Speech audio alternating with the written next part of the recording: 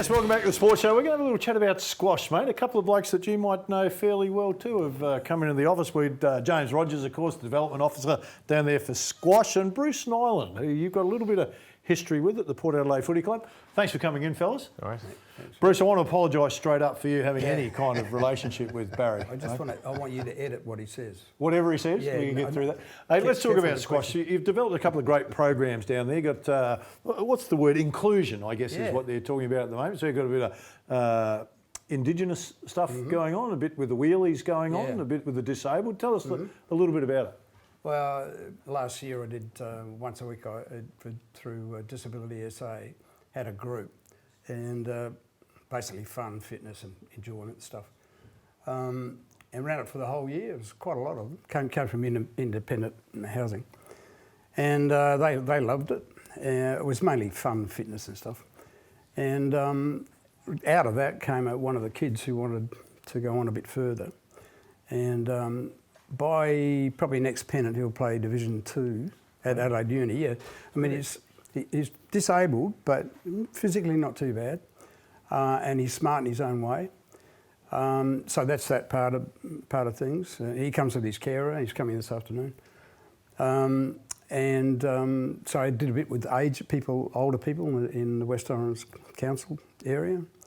And the Indigenous thing, James and I ran a couple of weeks program with a school called Warrior Pendy. I don't know whether you know it, but fantastic place, brilliant school, and the kids were brilliant, the Aboriginal kids. And from that, I don't know, it's from small things, big things grow.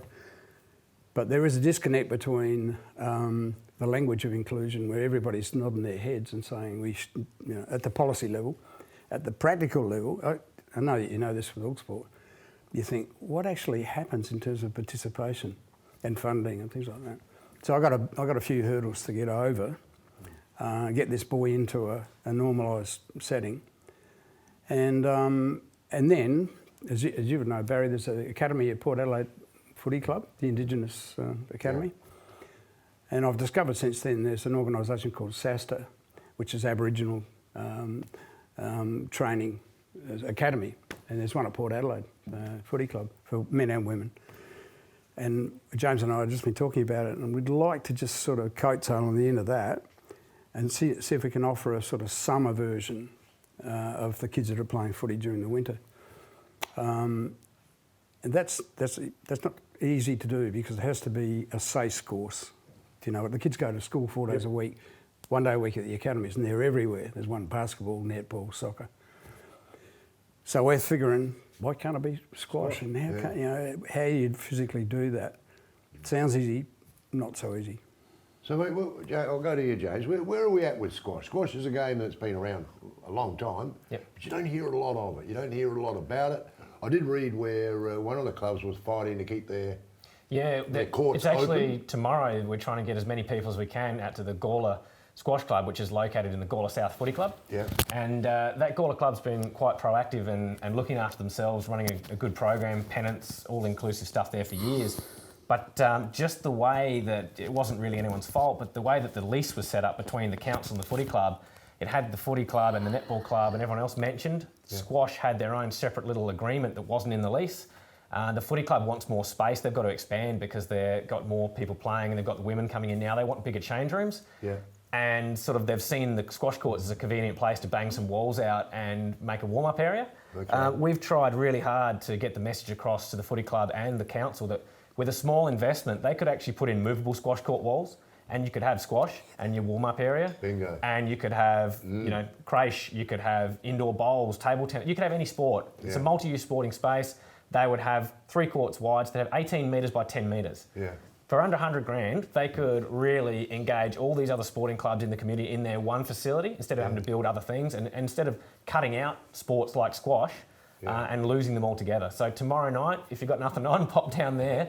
The mayor will be there, we'll all be there, inflatable squash courts out the front, just trying to make a little bit of noise to show we can all work together in this one facility. So what's the reaction been from the clubs? They don't want to do this, or is it... Look, I think the footy club just feel that they've got the lease, they look after the place, they're entitled to do it, and they're expanding. So trying to tie the footy club in with the awareness of movable walls, get the council on board, and maybe even, I think Gawler have also said they've struggled to get some grants, federal and state grants in the past to actually get facilities to increase the size of their club and things like women's change rooms. So, like I said, it's no one's fault. It just needs to come together in a way, and it can, that keeps everyone happy. Just with a little more thought and a little more consultation, it can be a really big win. So hopefully it's not too late for the squash club, and hopefully the footy club doesn't take over everything without a little further review.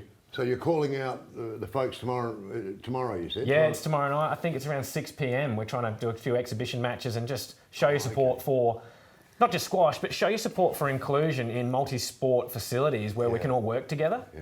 That's the main thing. Is it like a save the court? It is, yeah. Yeah, okay. I did read that. Squash club, I thought there was a bit of a battle going on. I think there's been other battles in the squash area as well, but we're just not hearing a lot about the sport, and I don't know whose fault that is or whatever. Yeah, look, it's a cultural thing, and it's a bit of a pit we're in at the moment. Is we've got the way our clubs are operated and managed is there's not a lot of business acumen there, and there's also that sort of if it's run by volunteers. Yeah. There's not a lot of money coming in to do promotions, and you've got to spend money to make money, and you've got to get the word out there. And people sometimes judge squash as their second or third sport instead of footy and cricket. They're so big, and everyone's talking about it all the time. So trying to gather good volunteers that have the skills and the time to actually invest into something to get the word out and make some noise is tough. Otherwise, you get rec centres who have got 4 squash courts out the back. They don't know a lot about the sport, and they just have thousands of dollars coming in each week in their gym or their football, or their basketball courts. And the squash courts get a little forgotten out the back. Yeah. And then a few years later, it's too late, and you've lost your players and you've lost your volunteer base in that club to actually get the word out there again. So, it is a cultural problem we have, and we need to do better at marketing our game. But you're offering something now. Yeah, like the stuff that Bruce and I are doing with wheelchairs through Paraquad SA, they've been quite good. And through Bruce's connections and through Warrior Pindi have been great. But we're actually having difficulty getting the message out there that we are offering free squash for groups who would normally have barriers that can't get in. If they're disadvantaged, if they're, if it's inclusion groups, if it's multicultural things or disabled people, we are here to help. Yeah. And we're not really getting through to the smaller organisations the way we want to and get the message out there. So hopefully this can help spread the word a little bit. Well, there's a place to spend your message, mate, isn't it, really? Right here on the show. Yeah. Let them know what they've got to do, mate. Just look up Squash SA's website and you'll find us and give us a call. We're there. We want to get things happening and give people a chance to play. We want people to realise how good the sport is, because it hasn't changed since it was massive in the 80s. The sport's exactly the same. Exactly right, it was. Mate, we're sitting here, we're listening to your enthusiasm, and I listened to what Bruce was talking about before. And basketball, my sport suffered the same thing. We don't have much different now because the profile's higher, but when you're in that infancy of trying to lift the profile... I think there's a good CEO at Basketball SA now too. Because you pinched him. That's right, we pinch all the good people. You'll be next. But you want Bruce good touched people. on it too there. There's sometimes you're fighting these battles to get something good to happen. So what we're talking about right now is you want this inclusion of all these people, regardless of their background, whether they be disabled, whether they be abled, whether they be Indigenous, whether they be whatever it is, come and have a go. Yeah. It's almost that, isn't it, that hashtag, just come and have a go. Yeah, and look, squash is a sport where you don't need to separate the men from the women, the juniors from the seniors. It all works. We've got a lot of kids playing in our junior tournaments at the moment that are, disabled and have autism and all sorts of things, and we've had one of our coaches say we need to separate them so people know that we include them. They're already integrated, included, and they're winning and they're having a great time. So why? It's a sport where anyone can play anytime. What's been the biggest challenge for you, Bruce, trying to get the inclusion? Well, it's contracting the macro and micro. At the bottom end of it, it doesn't matter what sport it is. It could be archery. It's getting people to participate, and then within that, the logistics of that, what time, what day of the week, what sort of transport is there, what sort of funding is there for it, because people maybe not have the money. So there are logistical hurdles you've got to overcome. And once it's up and running, once you get these things running, they got a life of their own, and they just take off, and they absolutely love it. You don't have to, in the inclusion sphere anyway, you don't have to have, it doesn't have to be squash as you know it. It could be a bigger ball, could be a bigger racket, you can let it bounce twice, depending on whether people are older and they've maybe got problems, physical problems. But and you just change the rules around so that people just, it's a participation thing. And then, if the groundwork's right, the elite bit looks after itself. You know, those kids just emerge, and he's telling me that I'm talking too much. No, he's telling me that we've got to wind it up. Hey, again, if you want to get involved, in the inclusion, want to get involved with squash, what's the best way? Look, the best way is if you just Google squash, you'll come up with Squash SA, or you'll find your local club. Check on Facebook too.